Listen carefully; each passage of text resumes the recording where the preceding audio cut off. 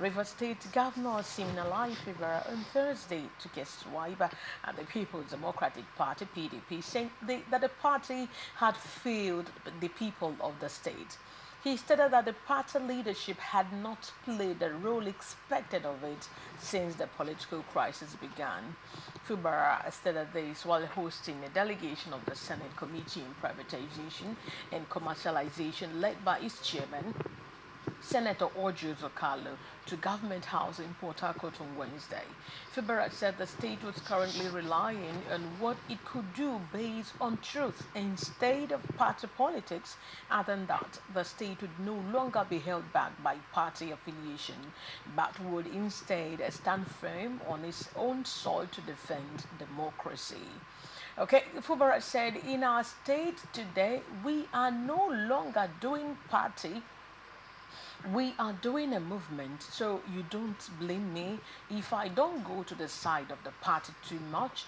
The party has failed us here, so what we are doing here is to stand with our two legs on the soil of River State so that we can defend democracy.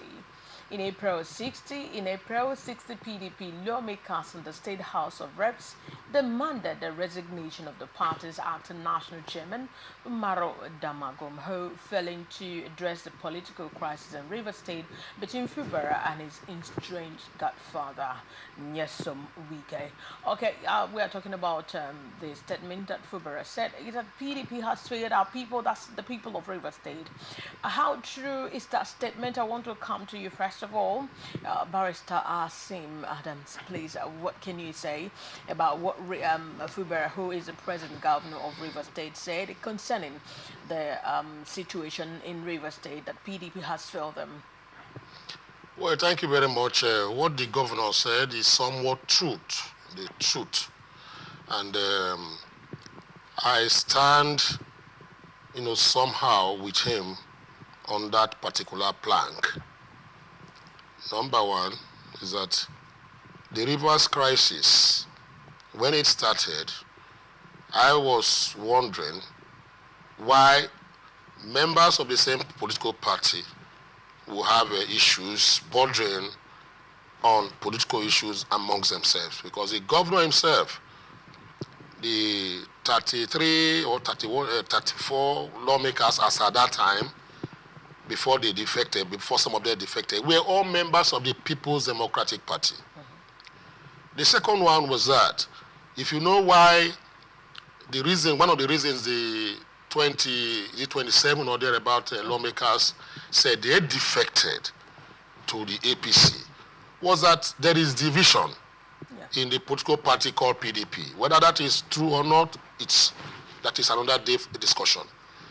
And they went further to postulate or to assert that why they have that particular thought or belief was because of the fact that when this crisis started, in-house crisis started, they wrote to the national body of PDP. And in their constitution, that when you have issues of this nature, you normally write through the secretary of the political party that you belong. That they called on them, come and intervene and see how they can, get this whole issue settled.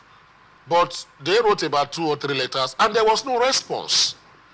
And as at that time, there was a suit on the position of who is the substantive secretary of PDP as at that time. So they didn't really know who to submit their letters to. That is number one. And I was now asking a question. I said, if it was to be, maybe it were to be during the time of Obasanjo or even Jonathan, when you had issues of this nature, I know that the party chairman, would have intervened. I remember vividly during the Obasanjo era, the PDP in Edo State had, a very internecine, implosion. And at the end of the day, Ahmadu Ali, who was the chairman of that political party at that time, had to go to Edo State. According to him, he said, I am moving my executive members, national executive and BOT members, to Edo State. And we must settle this matter before we come back to Abuja. And they did so. And that party, the problem was resolved amicably amongst party men. So in this case, PDP abdicated their responsibilities in Rivers State.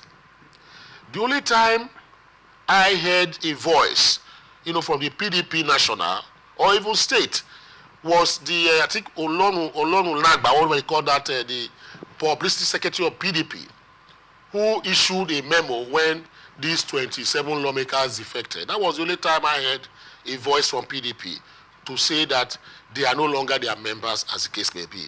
But they never, even as it is as of today, the hierarchy of PDP never visited Rivers State to have a first-hand knowledge of what transpired between the governor and their members or their ex-members, as the case may be. They just stood there. That is the fourth point. The fifth one for me is that if you look at Rivers State, periscoping what is happening in Rivers State today, the PDP for me is dead. I may be wrong, but I'm saying that the PDP for me is dead, in my opinion. Because one, I don't even know who is the chairman of PDP, in the zonal region here, that's Rivers State. I don't know who their executives are. Apart from their headquarters along Aba Road, I don't have anything to know about PDP in Rivers State. They also allowed, the opposition party APC, to, bestride, Rivers State politics or firmament, like a colossus in the person of Tony Okocha. If you look at, Tony Okocha has put both the governor and the government of Rivers State on his toes, whether rightly or wrongly. He has been so visible both in the media and the social media. On television is there, on radio is there, press conferences being held, trying to make sure that he has sat his position, upon, the PDP and even the governorship, the governors of Rivers State, as case may be. Okay. So PDP abdicated their responsibility. So if the governor is saying that, well, I somewhat, agree with him to that extent. Okay. But finally on this, there is nothing he can do. He said, there's one or two things he can do. If he believes that the PDP has swayed him, then he has to go to another political party and join, because he cannot be partyless, while he's there. That is politics we play in Nigeria here. So that is my take for now. All right. I think I really see the reasons why you said what you say concerning what Fubara, who is the present governor, said in respect to what is happening in Rivers State. Now, when it comes to the crisis, I believe he was talking about the situation in Rivers State. Now, the crisis, do you think it is it has to do with individual, or it has to do with the party, like PDP versus APC? I'm talking about you, Barrister J.U.J. Ohanle. Yes, thank you very much. The crisis is individual based. Okay. But the truth remains that even the party is made up of individuals. And when crisis affects an individual who is a top person in the party, it will definitely affect the party. If not, as a point of a beginning, it started with an individual. Okay. But due to the role of those very individuals in the party, it now affects the party. For instance, like my learned colleague mentioned, PDP is divided. And a house that is divided against itself shall not stand. Who divided it? It is those individuals that actually had the crisis, and so they brought the crisis into the party. And their followers now also enhance everything by virtue of saying, I am for this person, and this person says, I am for this person. Actually, while I was reading, I saw where it was said that those who are benefiting from the crisis should stop benefiting so that the crisis will stop.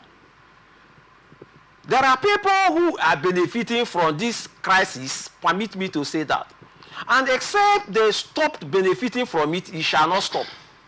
The reason is that when they go to the Honorable Minister, Minister of FCT, there are those who are his forerunner here in Rivers State. Okay. They go to him, they make ends meet in order to either defend him or foster his own whims and caprices in the state. vis-a-vis those who say they are now for the present governor of Rivers State. They also go to him and get money so that they can be able to stand their ground. So it follows that the problem is caused by, the problem itself cannot be cured except those who are benefiting. Putting virus into everything stops doing that. Now, how do we handle that now in Rivers State? Because it's already a deteriorating state in Rivers State.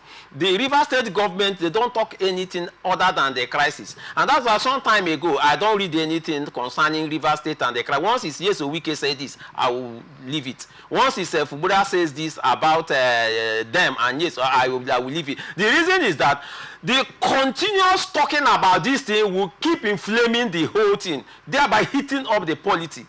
So I am of the opinion that they should allow this issue to rest. The governor of Rivers State should concentrate on governance and stop talking about the former governor of Rivers State, Yes Owike.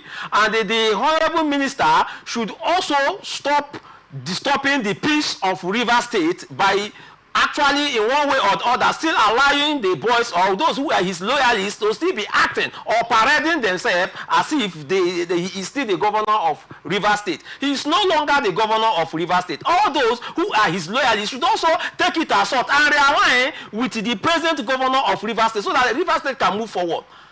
Because without doing that, let me tell you, sir, Buhari has come and gone. It doesn't matter how good or bad President Tinubu is doing. It will be an error if the presence of Buhari is still highly felt in Nigeria as a country. I think it will also to an extent bring disorganization. What we are saying is that Yes Owike, the honorable minister, is a very good man. Now to maintain that goodness, he ought to, in one way or the other, whatever it will take him, to disconnect from his presence being highly felt in Rivers State, thereby allowing the present governor to rise. The present governor is his son, politically, and there is only one person that will ever pray a prayer that no other person will pray for you, and that is your father. What will your father pray? Your father is the only one who will pray that you will be greater than him. Okay. That is your father. All right. Apart from your father, no other person prays that prayer. So it should actually be on the mode of ensuring that Rivers State goes for whether Fubara is doing well or not. Let him devise a means of supporting the government to ensure that Rivers will get the best. It is a 4-year tenure. After the 4 years, if he does very well, he will support him again. If he doesn't do very well, he will say, you did not do very well. I don't think I will support you. That is how God, but in this dispensation where Fubara is the executive governor of Rivers State, I am of the opinion that every issue that is in one way or the other interfering with the peace of Rivers people or with the governance of Fubara in Rivers State should be stopped in any way at all. Okay. All right. That is my own take. Okay, I think I see your reasons. I believe that both the APC and the PDP are actually watching, and they are going to really take proactive measures and making sure that everything they come to term in making sure that the Rivers people are being governed well. I don't know if Barrister Adams, you have a little thing to add on that. I believe you. Yes, I listened to my colleague, and what he explained and his submission was very succinct. Okay. You know, but I just want to add a little to this. It's because of the kind of nature of politics that we play. You know, if you look at it, it will be very, very difficult, you know, for us to discountenance what is happening, you know, between Yes Owike and the Fubara.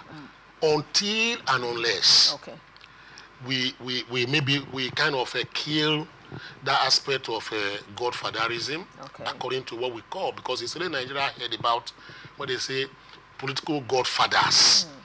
The only way I heard, or something close to that, in the US was when Harry Truman, you know, one-time president of America, you know, was to come in. There was a certain billionaire who was always, you know, supporting him and trying to say he was the godfather to Harry Truman, and when he became president, immediately Harry Truman had to, cut the apron string and say, this is America, I have to rule and govern America according to the spirits and letters of the Constitution. Now, the only way we can, have a semblance of what is happening in other countries is if this issue of godfatherism, because young men, if I want to become a local government chairman, for instance now, I need to go to my local government area. Even if I'm very popular among the youth, I may not win an election until somebody that is known as the political Iroko, or people they call is the grassroots chairman, support me. Okay. Or bring me to the party, whatever the case may be. All right. You now promote me. So when I get in there, of course, it's going to demand one or two things for me to pay back.